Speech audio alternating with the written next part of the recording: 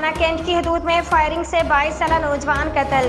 नौजवान तहसील पसरूर के इलाका चोंडा का रहायशी था। मुलजिम मकतूल का हकीकी कज़न था।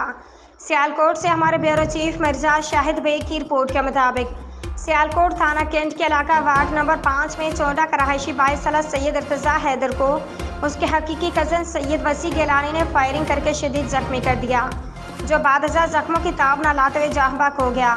मुलजिम मकतूल से 85 लाख रकम छीन कर फरार हो गया। नौजवान चोंडा का रहायशी था। मकतूल Benazir income support programme Chonda का कोऑर्डिनेटर था। पुलिस ने जदीद टेक्नोलॉजी इस्तेमाल करते हुए वारदात के 6 घंटे में ही मुलजिम को ट्रेस करके गिरफ्तार करके पाबंद सलासिल कर दिया है।